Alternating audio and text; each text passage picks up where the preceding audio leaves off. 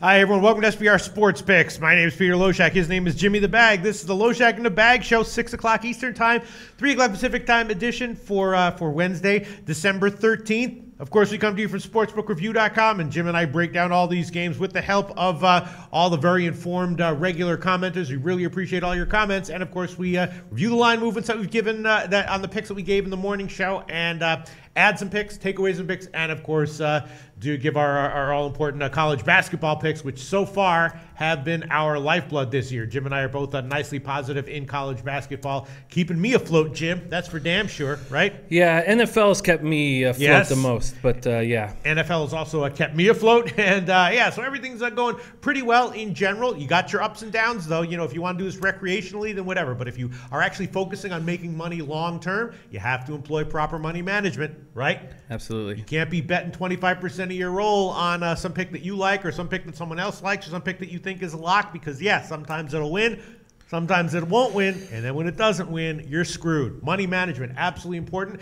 And you can learn about the Kelly criterion and how to appropriately bet size all your bets. Of course, in the forum at SportsBook Review at SBRforum.com, there's a lot of comments on, there's a lot of information on that in the forum. And there is a Kelly calculator in the tools section at SBR Odds. That is a great tool because you can see if you make a certain bet that's a certain percentage of your bankroll at certain odds, you are literally implying a certain win percentage. And you can look at that win percentage and see, do I think that this bet is likely to win 70% of the time, or maybe not, maybe just down to 58% of the time, and then maybe I should reduce my bet size to imply that win percentage instead of 70%, right, Jim? Absolutely. Just think about it. If you have a 75% chance of winning a bet, but you bet 90% of your bankroll, as soon as one of those 25% losses comes up, you're going to have just lost 90% of your bankroll, right, Jim?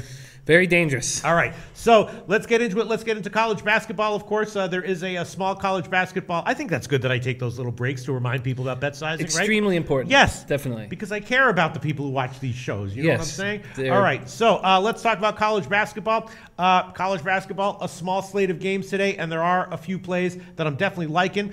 Jim has already given Temple at +9 in the morning show, and that is, actually up to 9.5, although Pinnacle still has 9. But tiny line move against you, Jim. Yeah. Obviously Villanova, an awesome, dominant team, although they have struggled at times this year.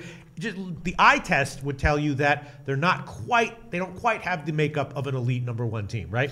I don't think the Gonzaga game was a fair example of where they are. Gonzaga had to fly right across the country. They were in the midst of a tough schedule. But if you just look at the score, you think, wow, Villanova is a beast. But I don't think that was a fair representation of where either of those teams stand. Okay, so how do you feel about your pick right now? It's 9.5 or 9 market-wide, Jim. I feel good. I mean, I'd rather get that half point if I had waited. I actually thought that it would go down to 8.5, and now I would be rewarded. That's the reason why I pushed it in early. But that's another part of sometimes getting the best line. If you have a sense of where the line might move, you can time it. You can actually keep track of whether your guesses of where the line's going to move wind up being correct or incorrect. So Jim is on Temple +9. All right, let me see. What games was I looking at that I was thinking about might have some value here? Well, I was thinking about I don't know. What do you like, Jim? You looked at this card. I did very much. Let's see. What do I like the best? I'll start with one that I'm definitely going to get. Sure. All right. Of course, we cashed with Texas Southern fading Oregon, right, in their last game, and I'm thinking we might be seeing maybe not as strong of a situation here, but a similar situation with Portland State. Of course, Portland State plays a frenetic pace, and Oregon, a good team. Not sure they're good enough to be a big favorite as they are here. And Portland State on the first half is 8 or 8.5, and I'm thinking about giving that one as an official pick. Almost definitely. I bet it. And I'm almost definitely going to give it a official pick. What do you think, Jim? I agree. I'm doubling on this game, but not on the one side. I am taking Portland State full game. I'm also taking the over. Portland State can score. They're 7th in the nation, averaging 91.1 points per game. They put a scare into Duke in the PK 80. They're led by senior guard Deontay North, averaging 19.2 points, 4.2 boards, 3.4 assists. He combines with senior guard Bryce Kanda, who averages 16.4 points, 6.9 boards, 2.6 assists. Now, I have been rewarded fading Oregon when they play teams with length that can defend and dominate the boards. Also, it's key to have length at the guard spots because this Oregon team, it really is motored by their two guards. Now, the Vikings really aren't one of those teams. They do have a 7'1", 290-pound center in Ryan Edwards, plays 17 minutes a game. But the Ducks are barely beating bad teams, and losing to average ones. They are small and bad defensively. Now, we got lucky in that game against Boise State because 6'7", 215-pound freshman Troy Brown was out with a concussion. We didn't know about that going in, and that certainly helped. He leads them with 8 rebounds a game. The Ducks do have 2 6'9" forwards, Paul White and Kenny Wooten, that will be active on the glass. Kenny Wooten had a really big game just a couple of days ago, 4 blocks. But they got to shut down the guards. I don't know if they're going to be able to shut down the guards, but I think we can cover 14.5. And SBR's Mark Lathrop has Portland State on the first half line at +8. Yep. And he's quite confident in that. That's a pick that I bet. That was, as you know, Jim, I was scanning the card. I was like, I don't know what. Oh, no, that game. I remember. That's a game. This is a game that if you had to pin me down on a best bet on college basketball, that's the first thing that I would think of. I'm going to take the first half +8.5, -113. That's the line right now at Pinnacle. It's 8 or 8.5 market wide. And, Jim, how are you taking this game? I'm going to take them plus 14.5, I believe. Yes. Line chopping here. Another important aspect of sports betting success. +14 or 14.5 market wide. You can have 14 -102 or 14.5 -110. I'll take 14.5 -110, and I will also take the over in this game. I think there's going to be buckets. I think it's going to be a battle of guards, and there are going to be a lot of buckets. Okay, a high total. It opened at 167.5, which is about where it is still. Some places have 168, so we'll give you 167.5 -110. Perfect. Okay, all right, and I'm on the first half, and I'm thinking about doubling up. Yeah, I mean, why would the second half? Is Oregon have that big of an edge here that they'd be able to extend it out in the second half for any reason that we're not seeing? No, but it's Peyton Pritchard and Elijah Brown that are the motor for this team, and Boise State has those 6'6" guards that could defend them well. And here we don't really have it. But Deontay North isn't tiny, and Bryce Canada isn't tiny. So, I do think I think that Portland's going to push the pace and hopefully tire out these guards. And if they do, that will help. All right, I will just give the first half for now, although I don't see any real reason not to give the full game at 14.5. Let's quickly get some comments, see where the people in the chat box are agreeing with. Let's see, here you go. Robbie Tagaloa says Temple will cover tonight, take the points to the bank. There you go. Let's see, Temple. Brandon Cummings says Temple is 4-0 ATS last 4 against a team with a winning percentage above 600. Okay, sounds good. Let's see, yes, Chris Carter says Nova lives by that 3 ball. That is one of the main contributors to high volatility in college basketball. Teams that shoot a lot of threes. When they're dead on, they build up huge leads. When they're off, they can be favorites and down by a lot. So yes, absolutely.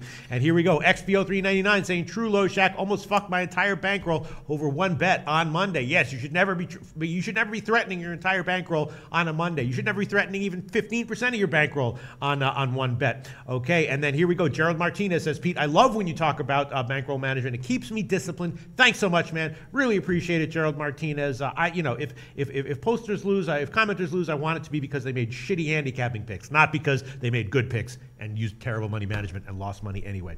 All right. Okay. So what else? Do you like here? Dwayne Martin saying, "Do it, Pete," on the full game at 14.5. That would be doubling up. Okay. Jimmy the Bag. What else do you like for the college basketball? Well, if we're gonna stay over on the west side of things, where I'm at right now, I'm gonna take the under in Grand Canyon at Boise State. Both teams are strong defensively. Boise State's 12th in the nation, allowing just 60.8 points per game. Grand Canyon are tied for 5th in the nation, allowing just 59. Boise State has bigs. 6'11", 240-pound junior Zach Haney should control the boards with the help of 6'9" senior Christian Sengfelder from Germany. They also have a 6'11", 245-pound junior center Robin George. The Broncos guards, as we just spoke about, are long and athletic. 6'6" sophomore Justinian Jessup averages 15.3, 5.4 boards, and senior Chandler Hutchinson averages 14 points, 8.6 boards, 4.3 assists. The Antelopes are led on the boards by 6'6", 240-pound senior Keonta Vernon, 7.9 points, 7.4 boards, and have 2 6'10" freshmen that come in and slow the pace down. There's Roberts Blungbergs and Alessandro Levers out of Italy. And they're both going to continue to improve. Guards Joshua Brown and Casey Benson will have their hands full with the Broncos' perimeter defense, but that perimeter defense will keep the scoring down. I do have a lukewarm agreement with that one. On that one, it is actually 134, 134 and a half, 135. Bet Online, sportsbetting.ag, though, has 135 and a half plus 100 on the under. So they have a pretty strong lean to the over on that one, and that's why line shopping is important. So we can give you under 135 and a half plus 100 in the Boise State Grand Canyon game. I might join you on that one, Jim. I'm thinking about it. It is pretty tempting, and that is the way that I would be leaning. All right, let's talk about the Western Kentucky-Wisconsin game. Obviously, Western Kentucky has been great at times this year. They had that great game against Purdue, a team that is pretty damn impressive. And I'm thinking here once again about the first half and the total on Western Kentucky, although that line has moved. And I would have been leaning towards the under, except it's crashed all the way from 138 down to 132 or 131 and a half, although the Greek still has 133. So I'm not sure. I don't know if I'm going to be able to take a shot with that under, but definitely got to be still leaning on Western Kentucky, even though that line has gone from 8 down to 6. What do you think, Jim? Yeah, I'm leaning Western Kentucky, but because I had Texas last night, my thought was that they were going to step up with Jones's injury. And Wisconsin, 3 games under 500 for the first time since going 1-4 to start the 2001-2002 season. Before their disappointing 19-point loss to Marquette, the Badgers found out that Kobe King's done for the year will need surgery. Starting point guard Demetric Trice was already scheduled to have foot surgery on Monday. Trice won't be back until mid-January. Adversity meet Wisconsin. Yeah. This is a team that's made 20 straight tourneys. Trice was averaging 9.4 points in 31.5 minutes. King averaged 5.2 points in just 19 minutes. But I was thinking that I just expect teams to step up in these situations, and Texas surely did not last night. Freshman Brad Davison took over Trice's role, and they have so many great things to say about him, but he did not look good in this 19-point loss to Marquette. Thank God for Ethan Happ if you're a Badger fan. Now, he is the best player on the floor tonight. So will he be able to dominate? In the morning, I was telling myself, take Wisconsin, believe in Ethan Happ, believe in them at home, but they're getting destroyed by their own fans. They're getting booed. It's a really tricky spot. And I was watching a lot of Hilltoppers, Dwight Colby and Justin Johnson. They're both going to take turns trying to stop Happ. If they only had one of those guys, I would be closer to taking Wisconsin. But I just can't do it. Only 8 players have seen the floor this year for Western Kentucky. 6 of them are averaging double digits. They can throw a lot of different guys at you and guys that are competent. But why wouldn't you be liking Western Kentucky here? That's the way I was leaning. I would definitely take them at +8 on the full game. And at a +3, I am going to make that one an official pick. Western Kentucky, first half +3, -115. That's the line right now at Intertops and UWager. And Pinnacle has 116. Other places have 2.5. Why don't you like Western Kentucky then, Jim? Obviously, Wisconsin's great at home. Yeah. And Happ is the best player on the floor. And because of those two things, I thought, and I've studied my way out of it and almost confused myself with the studying. At this point, I'm leaving the game alone. I know a bunch of people are on Wisconsin. I saw a tweet earlier from Big Man. He got them at 7.5, and he was very happy that he got them at +7.5 because at that point earlier in the day, it had moved all the way down to 5.5 at some books. You mean Big Man likes Western Kentucky? Yeah. DJ Big Boss Kai saying double up, Pete. Dwayne Martin says we have seen what Heavy Threes team have done to Wisconsin. All right. Okay, so I'm taking first half +3 -115, and I might double up on that one before this segment is over. Dirk Diggler saying, guys, fuck college. Let's go to some real sports. These are real sports, Dirk Diggler, and you can make real money betting these edges for sure. All right, we are going to get to every game. King Rail asking about any thoughts on Houston's or Bradley's game. Well, let's go to the Bradley game. That was a game, obviously, it's expected to be very low scoring. Opened at 129.5, now down to 124. I'm thinking Bradley has a nice edge here, though, and I am thinking about taking Bradley on the first half here. It's 5.5 at most places, but Bookmaker has 5. Bradley -5. I think I'm going to give that one as a pick on the first half. What do you think, Jim? Yes, I think that's probably the right way to go. As you said, both teams have a hard time scoring. Arkansas Little Rock, 338th in the nation, averaging just 63.2 points per game. And Bradley is 321st at just 66 points per game. A lot of people hammered this overnight line, and that's why it's dropped all the way down. They each have just one guy in double digits in scoring. The Trojans have 6'4" guard Andre Jones, who averages 13.5 points, 5 boards. 16 different players have seen the floor this year for Arkansas Little Rock. But I was impressed with they have a fair amount of size. 6'9", 226-pounder junior Oliver Black leads the team on the glass at 8 rebounds a game, also has 5.8 points. And they have the 6'11" Wadley Mompremier and 6'8" Demir Hadzik help with the boards. But the real difference between these two teams is defense. Bradley has a very good defense, 8th in the nation. And Darrell Brown runs the show. Darrell Brown runs the show on offense, averaging 12.8 points per game. And they have bigs to mess with these other bigs. They have that Sudanese sophomore, Koch Barr. He combines with Dante Thomas and Elijah Childs to bang the boards. Bradley is probably the move here. Okay, I'm taking him on the first half, -5, minus 110. Jimmy the Bag, what are you liking for college basketball today?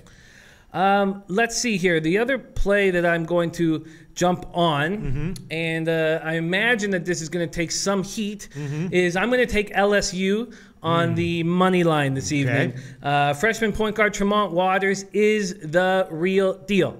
He's averaging 18.3 points, 6.6 assists, and 3.6 boards. He has a great inside-outside thing going on with 6'11" Duop Reith.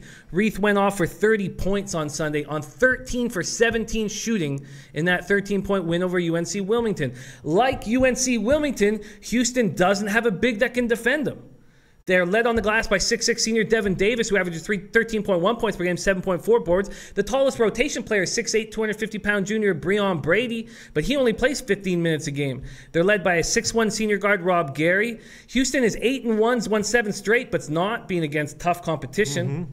I think LSU is a spot. I'm going to take it. Well, you're getting I kind of like the conversion here. The line is a 2 or 2.5 market wide for Houston as an underdog. For LSU as an underdog. But the money line, we can give you plus 125. Not bad. Plus 125 at Bookmaker, Bet Online, the Greek, and a few other places. That is a game that I have in my notes. It's a complete pass for me, but I will be looking at second half plays, possible second half plays on that one for sure. A lot of talk about it here in the forum.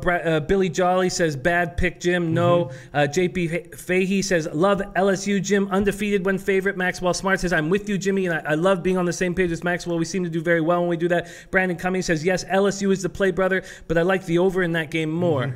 And my opinion on that one is you can make a strong argument for taking either team, which is why I am staying off of it completely and going to be looking at a possible second half play on that one. So I do hope you cash, Jim, and I do think that taking LSU on the money line at plus 125, much better than taking them at plus 2 or 2.5 for sure. So a nice little play there on LSU money line plus 125. Yeah, sure to be disagreement in the chat. All right, so let's see. Now let's go back to me. What am I thinking about here? Well, I was thinking about a shot with the. Let's look at some of these totals here. I was thinking about a shot with the under in the Denver Northern Colorado game. I was thinking about the Milwaukee Belmont game is very interesting. It was 137.5 earlier. I was wondering why it was so low. Now it's up to 139 or 139.5 or 140. Obviously, both these teams though can go very low scoring, but the recent line move kind of agrees with my sense on that one. I was thinking about maybe a shot with Nebraska Omaha over Arkansas State. Arkansas State's a team that I've wanted to fade for the most part this year, and for the most part been pretty successful on that one.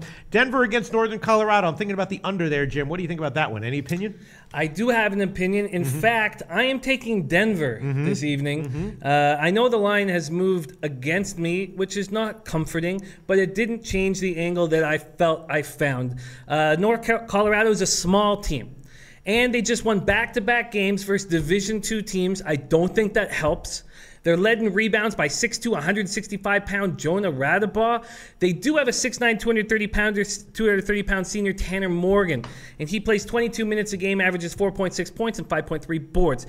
Tanner Morgan is the only Bear that could possibly defend Broncos 6'10", 245-pound senior Daniel Amigo. He averages 16.8 points and 8.1 rebounds. He combines with 6'3" junior guard Joe Rosca to deliver an inside-outside game that they don't have at those Division II schools. Rosca averages 16.7 points, 4.7 boards, 2.5 assists. They also have Jake Pemberton, who hits 51.4% of his threes. I think this is a nice spot for Denver. All right, I will definitely take the under on that one. 140.5 minus 102 is the current line at Bet Online. Do you have any opinion on total or not really?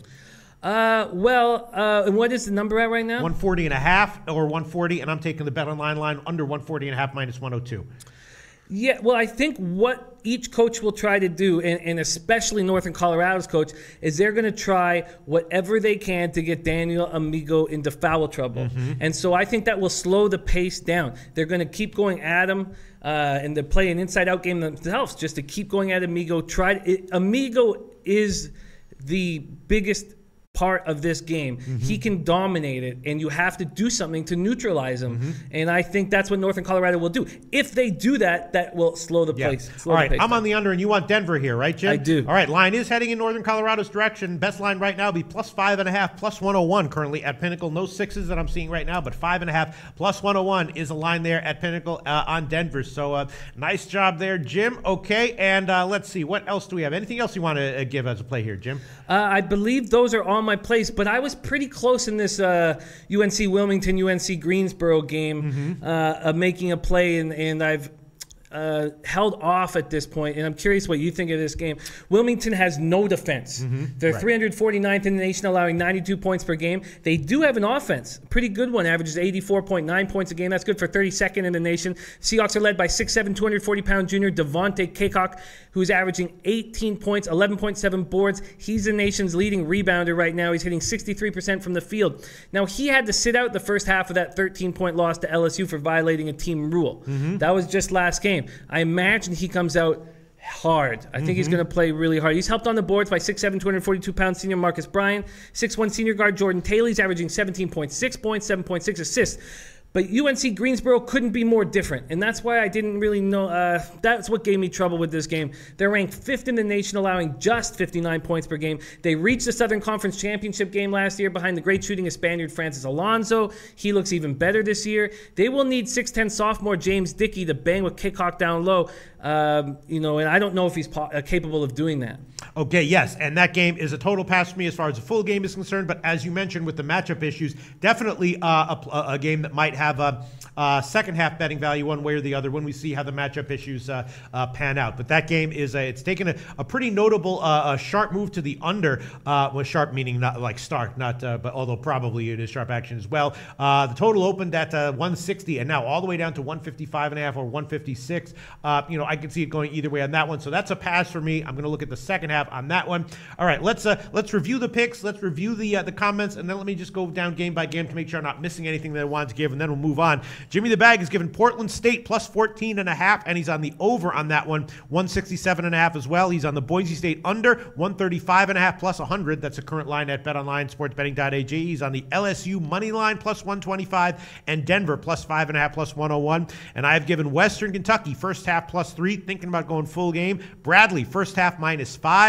Portland State first half +8.5, -113, thinking about going full game. And the Northern Colorado Denver game under 140.5, -102. All right, let me just go down my notes here and see what I was thinking about. Let's see. The Illinois game going up against obviously Longwood. Illinois can ramp up the pace when they're not challenged defensively, which will be the case here. And the first half on that one is just 71. Thinking about giving the over on that one, Jim. First half 71. Although Longwood's top scorer, I believe I read, is out. They have a three-point guy who can. I was trying to get that information. It was hard to find. Not a lot of Longwood stats. Yeah, that's right. Also thinking about the first half on Illinois at -15. Illinois is off a loss, and I'm thinking that they come in here and put up some points. And you know what? I will. All right, I'll take that one. The Illinois game, first half over 71. And that is -110 at Heritage and Bet365. First half over 71, -110 in the Illinois Longwood game. Let me check my other notes. Yeah, the Western Kentucky game. Before we move on, I will revisit that one final time. Arkansas State, Nebraska, Omaha. Thinking about the over on that one, and thinking about Nebraska, Omaha on the full game and the first half. Let me just look at the first half line. You know what? I will take Nebraska, Omaha on the first half. Let me just find where that line is. It's 2.5. It's up from 1.5. I'd rather. Oh, there we go. Five Dimes has it too, but we don't use Five Dimes lines. All right, I guess I'll have to take the NEOM first half -2.5. -106. That's an official play. That's a line right now at -105. Every cent counts. -105 at Heritage and Bookmaker. First half -2.5. Would rather be getting 2, but that's okay. I will take Nebraska, Omaha. First half -2.5, -105, and the full game line on that one is 4 or 3.5, -122 at BetOnline. Really kind of want to take Nebraska, Omaha there. Arkansas State, of course, is a team that I've been fading recently in various spots. I faded them with Cleveland State and I got a casher on that one. You remember that one? I do remember that one. I was like, man, Cleveland State is bad, but I think Arkansas State's a little bit worse. And, okay, I will take them on the first game. I will double up Nebraska, Omaha, and I will take them -4 at -110, not the 3.5, -122. There might be some volatility involved in here. Maybe Big Man on Campus. He's supposed to be in here today. Oh, is he in the chat box? He's at the Liakoras Center. Yeah, he's not in the chat box yet, but maybe he's watching on his phone. All right, Nebraska, Omaha, -4, -110 will be an official pick. Let me just review my other notes, and then we'll get to some comments, see if anyone has comments about these picks that I've given. Bradley, first half I gave. Denver, Colorado, under, I did give. And then the Boise State, slightly into the under. I agree with you on that one. And then, of course, Portland State on the full game. I'm definitely leaning that way as well. And bad news for me, if I want to take Portland State, I won't be able to get the 14.5 that Jim got, because it's now down to 14 everywhere. Could still get 14 -105 at intertops. Wow. Just feels like they're going to be able to do what they do the whole game, right? I think then so. Again, why did Mark Lathrop only give the first half then, like me? But in saying that, Lathrop almost dropped the money line, put the money line on it at +800. That's gone up to like +1,000. On the full game? He almost did. And that was his tweet out to me. And then he went, and I think it's because we have this vividness bias, recency bias of what happened in the Duke game. Yeah. They were in that game all game long and then lost by 18. Yeah. They got tired out near the end of the game, and we all watched them do it. It was a very exciting spot. I think that's, I can't speak for him, but and they could get tired out at Oregon, couldn't they? Yes, because Oregon is a guard-driven team. All right, I'll just keep it on the first half for now, and then the Western Kentucky Wisconsin game at 6 or 5.5. Thinking about throwing on Western Kentucky at +6 as well. Can Western Kentucky hang with Wisconsin the whole game?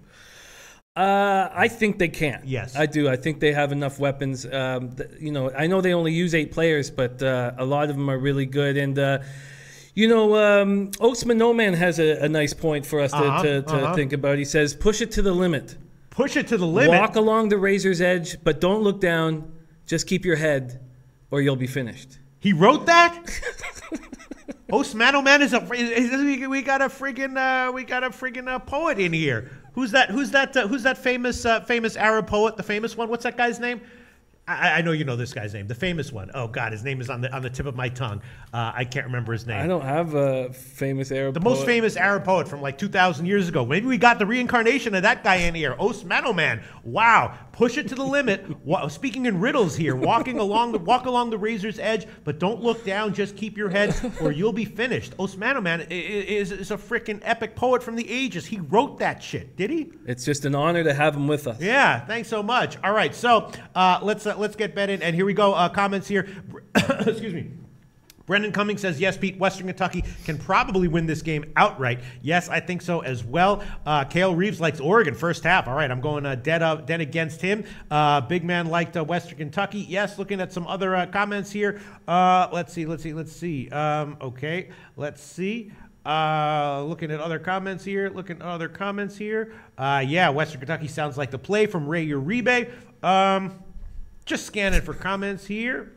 Oh no, Walter Trotter says Jim at a new gig, so I have to sneak the show and shit. Nice guy, nice job. Walter Trotter, people sneaking the show to watch the show in whatever gig they have. All right, let's see. All right, not a lot of comments, not a lot of opinions here on these college games. Billy Jolly likes Portland State for sure. Okay. And scanning it. Okay, I guess that's about it. Let's see. He is Aristotle is when yes, that's the guy. Khalil Gibran is the poet. Marrakech City. Thanks so much, Khalil Gibran. No, Khalil Gibran is actually awesome. If you want to read some awesome shit, that is great. Yes, Khalil Gibran. That's what I was thinking about. Thanks so much, Marrakech City. Okay, all right. I'm gonna make a poster of just Osmanuman comments. Osmanuman comments. Yes, very, very. Nelson Reynoso. Do either of you smoke weed? LOL. I don't, but I pretend to smoke weed, which I enjoy. I actually pretend to do about 6 or 7 drugs, which I enjoy pretending to do all of them, and weed is definitely one of them. So, all right, I guess we can, and JP Fahey says, careful with Bradley, averaging only 24 points in the first half and first 10. Yeah, I mean, it's a little bit risky when you take a big favorite with a low line like that, but there's a reason, with a low total like that, there's a reason the total is so low and the spread is so high, and I am taking the first half -5 on that one. Hey, if it loses, it's okay. Again, I'm throwing on my leans in college basketball as official picks, hoping that I won't get burned by doing that, but definitely, MGTOW totals. Get back to MGTOW equals profits. Yes, you're right, Andrew G. I was thinking about shaving my mustache because I'm just hemorrhaging broads left and right with this. I mean, it's just like I don't want to shave my mustache for broads, but it's just like it's been put to me with no uncertain terms. That's the reason. That's the deal breaker. You know what I'm saying? By multiple broads. So all right, I guess we can get on. Let's move on. I'll hold off for now on the Western Kentucky and Portland State full games. But once again, I am on Illinois first half over 71, Portland State first half plus 8.5, Western Kentucky first half plus 3, Bradley first half -5, Nebraska Omaha first half -2.5, and the full game -4, and the Northern Colorado game under 140.5 -102. And Jim is on Portland State plus 14.5, the over 167.5, the Boise State game under 135.5, LSU money line, and Denver plus 5.5, plus 101. All right, Jim, let's move on to NHL. Some interesting line moves in the NHL. The market has certainly agreed with our opinion on Nashville. The game has definitely moved in Nashville's favor. You got the puck line at what did you get the puck line at? You got the puck line. Let me see here. I got it at plus 221. 221, and now at Pinnacle, the puck line for Nashville is down to a plus 201. So that's a nice little 20-cent line move that we beat. I also took Nashville -1, and I also gave Nashville on the first period at -124. And let's see if that one has moved at all. Yes. 10-cent line move that I beat. Oh, well, UWager still has 125, but at Pinnacle, it's now up to a -134. So I doubled up on that one. I think I'm liking it. Of course, we discussed the strangely small road favorite line for the Rangers in light of how bad Ottawa has been. And there has been a market move in favor of the Rangers. This morning, it was all the way down at -110. It's now up to 124 at Pinnacle. Bookmaker still has -117, but intertops all the way up to -130. And a clear market move in favor of the Rangers. And the Boston line has stayed, which also seemed a little bit suspiciously low in light of how horrible Detroit has been and how great Tuukka Rask has been recently. It has not moved that much. It's still around 135, 140. So interesting day in NHL. The Nashville line that we took moved in our favor. The Rangers line that we passed on did move in the Rangers' favor. And the Boston line that we passed on as well has not moved much. And Jim, you also gave the Islanders on the money line at -120, and that has moved very slightly in your favor. It's now up to a -127 at Pinnacle. What do you have to say about today's NHL card, Jim? I think this Rangers-Senators game is tricky. My man Mohamed Joma, he's got a Rangers-Islanders parlay, and it's not. I know the Senators have a good roster, and I don't like Duchesne, but as I've said before, he would be on Team Canada if we were going to the Olympics. So I think Mark Stone is a good player. Carlson's won 2 Norris trophies. I'm confused. I'm very confused. And for that reason, I'm staying away. And also, I think that Mika Zibanejad is a great player. And not having him in the lineup is going to start to catch up to the Rangers. Okay. Yeah, and some comments here. I'm sorry, there's a lot of funny comments that I would love to get to and mention, but this is a handicapping show. I want to because these are important handicapping comments. Yeah, let's see. Small Thrill saying, not saying they win, but the Senators need a win as much as any team in the league right now. Their home crowd will certainly have that expectation. That is from Small Thrill, and that is true. I mean, the Senators, desperate teams with a little bit of talent, you don't want to be betting against them. But that fucking arena is 45 minutes outside of the city. It's barely full, so they do not have a home ice advantage that other teams have. It's in a town called Kanata. It's just it's a shit spot for an arena, and their home ice advantage is much smaller than other teams. Lee Davis says, but damn, Ottawa sucks. Something, and Mohamed Joma says something is off in the Sens locker room. Would you agree with that, Jim? I mean, you have to think that's the case, but I don't see a team with Carlson and a team, I can't imagine that they're going to stay this bad. I think they will turn it around at some point, and we need to be there to take advantage of it. Now, Al Mack says Carlson may have asked for a trade. I was trying to figure that out, too. I don't think he did. I'd be shocked if he did. He is the Ottawa Senators, but something is going on, clearly. Something is happening that we need to that I can't figure out, and that's why I'm staying away from the game. All right, and here we go. Dom Ricci says, under Rangers is a lean for me. I was thinking about maybe a shot with the over that we might see some surprisingly better scoring from the Rangers, from Ottawa here, and that the Rangers will be, expected to be as productive as they've been for most of the season. What do you think about a shot with the over, or do you love Lundqvist right now, or do you think he's vulnerable? I just think he's rested, and he just watched Pavelich stop 44 to 45 shots. I think when he's rested and he's got something to prove, he steps up. I'm waiting for him to regress, and I thought maybe this would be the year, but he stepped up in the last little bit. He always has slow starts. This is around the time where he starts playing really well. Brendan Cummings says Ottawa is 1-4 last 5, playing on no rest. Take the Rangers. He also says, but then Isan Zolfagari says also Ottawa 5-0 at home against the Rangers. Brendan Cummings says Rangers are 5-0 last 5 after scoring 2 goals or less in their previous game, and clearly something's going up with Ottawa. Money charts, sharp guy here says I'm betting Ottawa regulation team total under 2.5. So he's expecting whether they get a win or not, more scoring struggles from Ottawa. Would you expect that? Al Mack says you guys see Carlson may have asked for straight. Ottawa may be regressing big time. Yeah, I mean they've been shut out 3 of their last 5 games. I mean we've all seen it.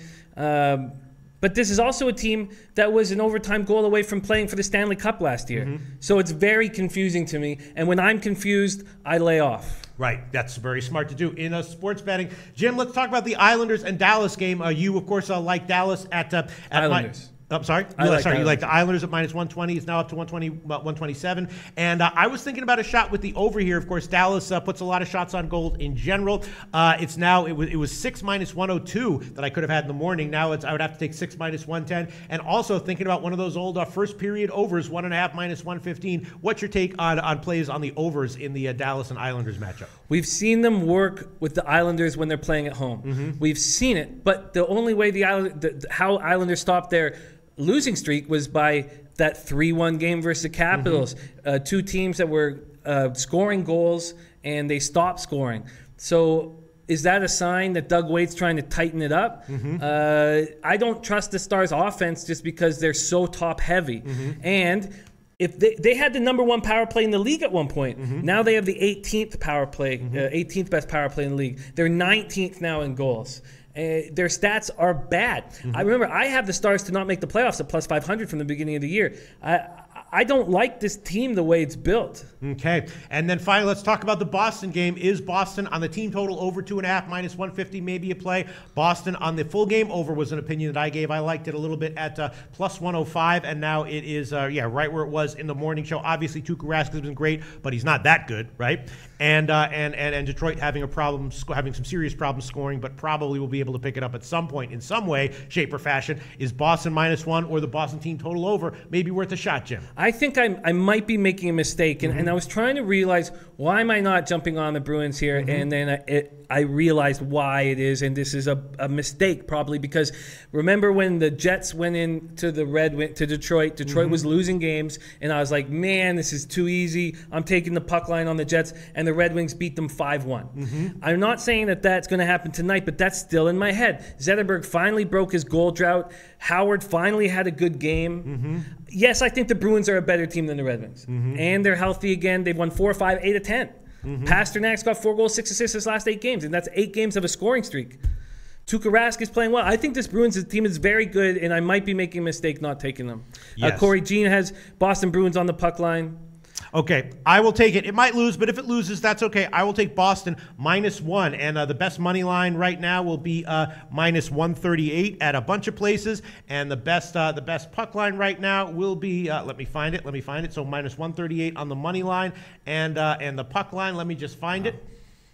Best puck line is +210 at Bet365 Pinnacle and a bunch of places. So a modest favorite underdog line there for Boston -1 against Detroit, who's been having some serious issues just getting anything done, right? They have been, and some interesting stuff here. East Fan Porkchop thinks it's a solid pick, and I said Cordy, but Lee Davis says 85% of money is on the Boston money line. Okay. JP Faces Bruins are brass tonight. I get it. All right, I'm taking the -1. I'll hang off the team total over because if Boston loses 5-1 or 4-1, now you're losing. Now you're doubling up And also back just quickly, I hate to go back to the Islanders game, but Al Mack has a good point. Remember, I was going off and off about Western teams playing in New York, and how I was taking the puck line every single time. I said I was going to do that every single time. I'm not doing it tonight just because -120 was good enough for me. But that's why I'm not taking the puck line, even though Al Mac's salivating over this Islander spot. Now, I could easily be making a mistake with the Bruins not taking them, but there's some guys on the wings here. But Ray Uribe likes Boston puck line. Al Mac likes the under. Dom Ricci's taking the under in Rangers Stars. With the Rangers. Oh, sorry, he's taking the under with the Rangers and the Stars to upset the Isles, which I don't like. Connor Matheson's got the Red Wings. Brandon Cummings says Red Wings are 8-22 in their last 30 games playing on one-day rest. Well, that's an interesting thing. All right, so in the NHL, Jim has added, you've added nothing in the NHL, right? I've added nothing. And I have added just Boston -1 at -138 on the money line, and then a +210 on the puck line. All right, so shall we move on, Jim, to NBA? We're running a little bit late here, but shall we move on? My friend. All right, let's move on to NBA, a huge NBA card tonight, and I don't even remember what Jim gave. Let me just find it. Hold on. Let me just find the picks that Jim gave. In the NBA, yeah, you gave, that's right, the Bulls +5, Indiana, very controversial game right there, +1.5, Denver +7. He took the Clippers on the money line, which is +110, and at the time, and of course the Charlotte OKC first half over, which I am on as well. Leans I was thinking about taking Memphis on the full game at +7.5. I did give them, I believe, on the first quarter, which wound up being +2.5, -101, the Pinnacle opener. Also started to think about the team total under in the Boston game. I did give the full game under on that one at 207.5, and we agree that Denver might be a good play plus the points. Jim gave that one. He got 7 -115, so I'm thinking that the Boston team total under might be worth a shot. What do you think about that one, Jim? The Boston team total under. Well, you know what? The Nuggets team has been a hard team for me to figure out. Now, I got him at +7, so I am fading the Celtics. I do think that the Celtics are a mess. What number are you getting for the team total under? The team total under would be about 107, which I'd have to check what it is right now. But in the morning when I added it to my leans column, under 107 -109. Oh, I like that. Yeah, I think I might add that one as an official play here. Let's just check some of these line moves up. There you go, Chicago. Money coming in on Utah. Why would that be? Is maybe what's that guy's name out? Is Markkanen out? Not that I know, but I will check right now. I just think it's because they're rested. The Jazz are a rested ball club. It's up to 5.5 at still some places hanging 5, but it's now up to 5.5 in most places. Of course, the Denver game, as expected, Jim, you grabbed that one in the morning. You wanted it at +7 because it was headed down, and it's clearly headed down. It's now down to 6 market wide. Not even any 6.5s available. The Portland game is still 2.5 or 3. The Memphis game is now up to 8 at some places, which we kind of expected with Wall returning. That money would come in on Washington. Right? Tyreek Evans will not play. Oh, okay. So that's a big move there. Yeah. And then that's a big move. And then Jokic is available. So Jokic is available. Lauri Markkanen now a game time decision. Yeah. All right. So a lot of game time decisions in the NBA at this point in the year, and you see this one from now until the end of the season. I did take Memphis on the first quarter at +2.5, and there might be some threes out there. Now still no threes, but it's up to 2.5 +105 at Pinnacle. That might wind up being a loser, but we'll see. I also took Portland on the first quarter, and that was the Pinnacle opener, which is +0.5. So we'll see. I'm thinking that they'll start off pretty fast against Miami here, and be a good bet to cover the first quarter. Of course, you're talking about, is Toronto going to come in here and have a big game in a bounce back spot against Phoenix? It's now up to 6.5 or 7. I probably would have taken Toronto on the first half if 6 was available, which it wasn't. It's now up to 7 at Heritage, a bunch of 6.5s. Jim, you think about adding anything, taking away anything in the NBA? What do you think? I think that the best bet for sure, after looking at everything that we did this morning, is the Rockets first half over. The Rockets Hornets first half over. I just think that is a great spot for us. The only time I've seen the Rockets come out really flat was against the Knicks, and that was 3 weeks ago, a month ago.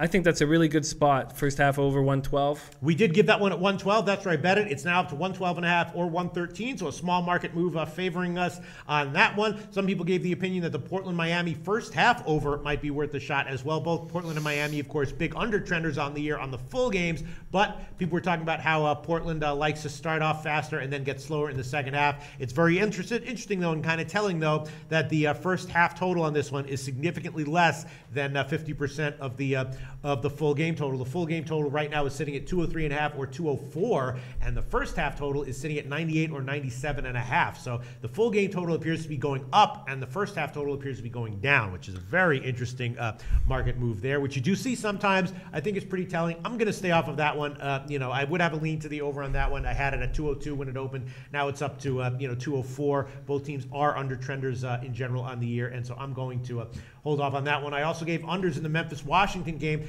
I gave the first half under 101 in the Memphis-Washington game, and 101.5, sorry, and now it's up to a 102, so that's not great to see. And I also gave the full game under on that one at 200, and that is now down to a 198 or 198.5. So more interesting movement. Conflicting movement on that one. The first half total in Memphis-Washington headed up, and the full game total in Memphis-Washington headed down. Interesting. There might be a play I think I should add. If I feel that was such a good spot where now Marrakech City says, do not bet Rockets tonight. Thank God Sasa G said, why? Let's get that information as soon as possible. Al Max says, I'd stay away from the Houston full game over. It's going to be a chippy game. Okay, but JR3 Inc. says Houston first half over is 56.5. If I think this is such a good spot, and I've been looking at it all day thinking it's a good spot, I am going to take the first half over on the Rockets team total. Oh, you're going to take the Rockets team total over. First half. On the first half. All right, let's use Heritage as a first half team total. So let's use that one, okay? Great. And JR3 Inc., thank you for that. That makes perfect sense. Why would I not do that if I think it's such a good spot? So thank you for mentioning that, my friend.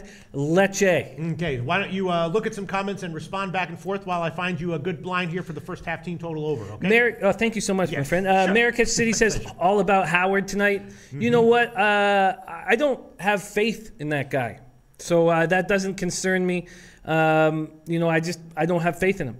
Dan Kelly's on the Celtics, says one of us will win. Well, enjoy Marcus Smart filling in for Al Horford. See how enjoyable that is. All right, Houston has Pinnacle has 60 minus 108 on the first half team total over. See if we can give you a better one at Heritage, which I doubt, but possibly. Let's see, first half Heritage. Let's see, what can we give you on a first half team total for Houston? 59.5 minus 110. Pinnacle has 60 minus 108. I will take 59.5. Okay. Minus 110. At Heritage. There you go. Line shopping even on team totals, even on first half team totals, very important. Those half points when you're taking first half team totals, obviously very, very important. So Jim's going to take the first half at Houston team total over 59.5 minus 110. That's the line right now at Heritage. All right. And what was I thinking about? Let me just check my leans to see what I was thinking about. What's your take on the Clippers in Orlando total? Because with all the injuries, maybe, and we have seen the Clippers go lower scoring recently.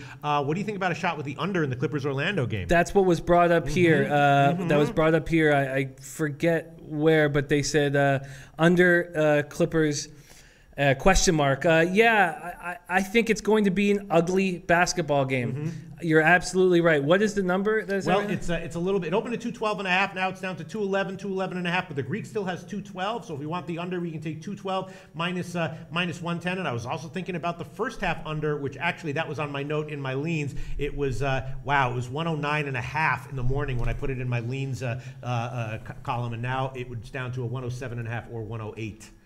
Wow, interesting. Very interesting.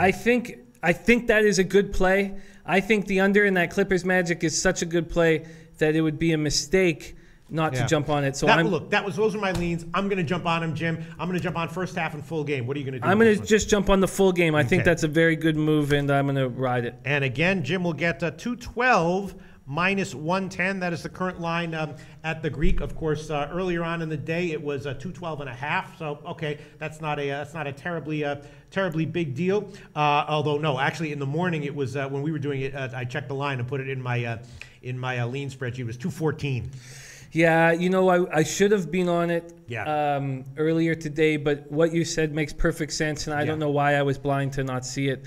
Gallinari out again. Now Teodosic will be back, but Teodosic is a guy who can control the pace a bit.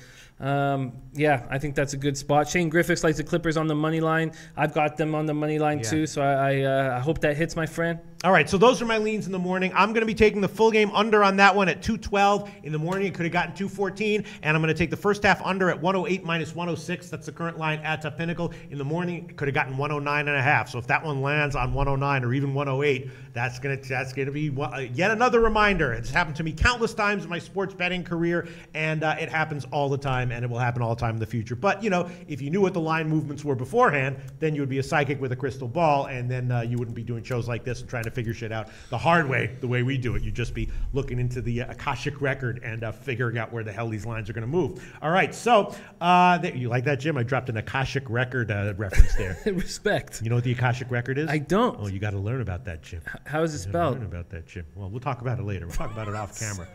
Getting a little bit esoteric here. All right, so I'm taking the first half under and the full game under, and you can take the Clippers Orlando under 212 minus 110 on the full game. And of course, I was also thinking about the OKC Indiana over, even though OKC can have a trouble scoring sometimes and can have a strong defense. I was thinking about the over, and I was thinking maybe even more so about the first half over. It feels like with the return of George, teams might be trying to show each other up a little bit. Might be a little bit of a higher paced game than normal. Again, in the morning, I could have gotten 108. Now it's up to 108.5 or 109 on the first half total. What do you think about that, Jim? Well, Collison and Corey Joseph will both play. Mm-hmm. This is a big game for them. Mm-hmm. And I think it's a very interesting spot because the Thunder are going to try to win it for their guy, and the Pacers are going to try to win it for their guy. I can't wait to watch this one. Yeah, but no opinion on the total that we might see a more scoring than the market might be. To be honest with you, I always like Indiana scoring buckets, but I think it's probably going to be a tighter affair. I think there's going to be less space, more elbows. So my lean is that my lean would actually be under. Be under on that one. Yeah. All right. I guess I will pass on that one. All right. Shane Griffin says OKC wins and game goes over. Yeah, I was thinking about the over as well. All right. So as of right now, Jim has added the under in the Clippers Orlando game at 212, and he's also added the Houston first half team total over at 59.5 minus 110, and I have added the Clippers game under. The Clippers game under 212 and the first half under on that one 108 minus 106. Anything else you want to add or comment on here in the NBA, Jim? No, but you know what? This card has become more and more exciting to me. I'm looking forward to see the banged up Celtics team play. I'm looking forward to this George versus Oladipo matchup. I just think it's more exciting than I thought. The Bulls have won 3 straight, and I'm on them at +5. I think that will be really fun. And then this Rockets team. I have a lot of comfort when I have the over in any kind of Rocket situation. But we saw what happens when they play small ball. They start defending. And so I'm happy just to have them on the first half, and I think that may be a move I'll do more often if it succeeds tonight. And now finally, one other lean. Boston on the team total under. It is now a 107.5 at Heritage that I can give. Combines my lean to the under with your lean to, and many people's leans to Denver here. Although the total on this game keeps going up. I don't understand it. I gave it 207.5. Now it's up to 208, 208.5. Pinnacle has 209. This total is really headed up there, Jim. It's interesting. So Barton is out of the lineup, and Jokic will be playing. Horford's out of the lineup. So I think there's the thought, we touched on it a bit in the morning. Now, when you say Celtics 107, I immediately think under. But without the reason why the Celtics have been trending lower scoring is because Kyrie Irving and Horford can dominate games going inside and out and slowing the game down. When they're on the floor together, they have their plus points is just enormous. And when they're not on the floor together, I think the Nuggets +7 might be my best spot. Yeah, all right. I will hold off on that one. It'll be interesting to see whether this late line move here, favoring the over in the Denver-Boston game, is winds up being a winner or not. Of course, in the morning show, the line was headed up. I took 207.5 minus 110 on the under. Now it is up to a 208 at Bookmaker, 208.5 at the Greek and Heritage, and Pinnacle already at 209. You wager bet 365, a bunch of places already up to 209. Very interesting. Let's just scan some late line moves here in the NBA with the 7 o'clock games about to tip off. Yeah, the Indiana line move that indicated that OKC might be the right side has not moved since you took it. So you got a nice line at 1.5 minus 115. That is not available now anymore. It's just a +1. So nice job there. The Memphis Washington game still where it was earlier. And all right, so not that many line moves from the beginning of this show. Interesting stuff on the NBA card here, Jim. Very interesting, very exciting. I think we're gonna have fun. I think there's a lot of angles tonight. Okay, all right. Let's just go to the wrap up segment. I guess we can let's look at some of the college basketball line moves. We do have a few more minutes before we have to wrap shit up here. Yeah, let's check any line moves that are interesting since we stopped doing the segment on college basketball. I'm not really seeing anything terribly noteworthy. Boise State Grand Canyon, 135.5 plus 100. Nice job there, Jim. That is definitely a borderline lean for me. It's just one of these games that might get over in the last, couple of minutes with all the fouling, and you never know what's going to happen. But definitely, I would have a lukewarm agreement with you on that one. Belmont Milwaukee game, another game that I'm going to hold off on and do second half plays there. Although I was thinking about the over when it was at 137.5, and it's now up to 139.5, and all the way up to 140 at Bookmaker. Okay. Should we wrap this shit up, Jim? Not much more to discuss here. Not much more to discuss. Vitalis, our boy Vitalis, has been wanting to talk about your lady situation the whole day. He keeps going back to it. But he has an interesting note here. He says, maybe it's just a numbers game, Loshak. He says, you get 25 girls. Let's say 10 of them love the mustache. No. What it is you get about 75 girls and about 3 or 4 of them are okay with the mustache. No, it's that bad. Oh, are you kidding me, Jim? I've never had a stash. You want to talk to these chicks? Yeah, they're all like, no. Like, first of all, okay, any chick that's married, guarantee you would say, no, I think it's snazzy. I think it looks cool. It's interesting. It's not boring. I would totally, yes. Married chicks, fucked up. Also, any chick that isn't actually threatened with the possibility of dating a guy who's, and that's the funny part about chicks is you have to look like a nice, smiley, harmless guy when you start dating them. But after you're dating them for a couple months, you can become as fucked up, homelessy, whatever. You can grow whatever facial hair, and they'll whine and complain about it for forever, ad nauseum, but they will not friggin' break up with you. They will not. You can look as fucked up as you want, and they will not break up with you. But in the beginning, if you look even a little bit sketchy, bam, they're like, I don't know about that. You know what I'm saying? Interesting stuff. Yeah, definitely interesting stuff. So I have to think about whether I want to shave or not. But it might happen, and I also got to get a pic of Aspire to Elate's grandma. We do need to see. Yeah, he's supposed to be sending me a picture of his grandma, who supposedly is interested in me. We'll see how that turns out. And I guess that's about it. Should we wrap this shit up, Jim? I just think that you are up in every single sport. Yes, that's right. And and that's another thing. It's like chicks appreciate stuff that like displays of excellence, as they say. But displays of excellence in sports betting means zero. No matter what you do, Billy Walters, except because he's famous. If you get on 60 Minutes, yeah. But I try to tell them, I'm like, do you understand? I'm up 20 units in college basketball, and they're like, what? Unit? Like what? You know what I mean? It means absolutely nothing. I'm like, I'm positive ROI in every sport and double digits in college basketball. And they're like, is that good? And I'm like, yeah, it is. And they're like, okay, great. Doesn't matter at all. Completely fades through their in one ear and out the other. No registration in their brains that might be an impressive thing. So what all this women talk pleases me that you're moving away from the MGTOW movement. I don't know. MGTOW is MGTOW is like any other religion. You're there when it's convenient, and when it's not convenient, you're still kind of there, but not sure how much you actually believe in it. Just like any other religion, right? Yeah, I hear you. When you committed a sin, you're a massively religious person. When you're out in Vegas, maybe a little bit less so, right? Yeah. When you're on your deathbed, you're like, all right, now I'm discovering religion, right? And Andrew G says, unreal totals. If you shave, then you're out of MGTOW. Yeah. Oh, yes. No. If you shave for a chick, then you get kicked out of MGTOW, absolutely. And they should be purists in MGTOW. Yeah. I don't know. All right. So I guess let's just wrap this shit up, right? Yep. Okay, wrapping this shit. Oh, they did want a best bet. Well, I know it's a difficult thing to do when you have so many bets. I would say that I like the Predators on the puck line. Somebody in the chat asked if he wants to make a safe bet. What's better, the Predators puck line or the Predators money line?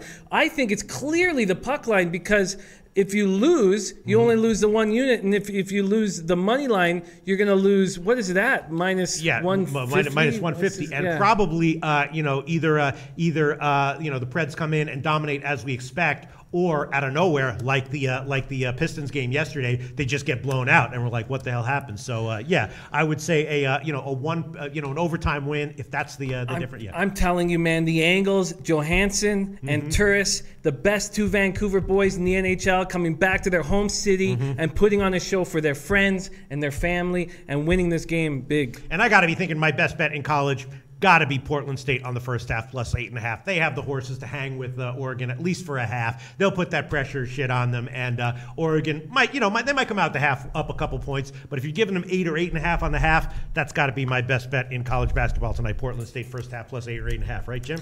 I like that bet a lot, and it might be a mistake not taking it, but I'm fine with the plus 14.5 full game. Okay, great show. Lee Davis, what the fuck is MGTOW? Lee Davis, do a little bit of searching on the internet.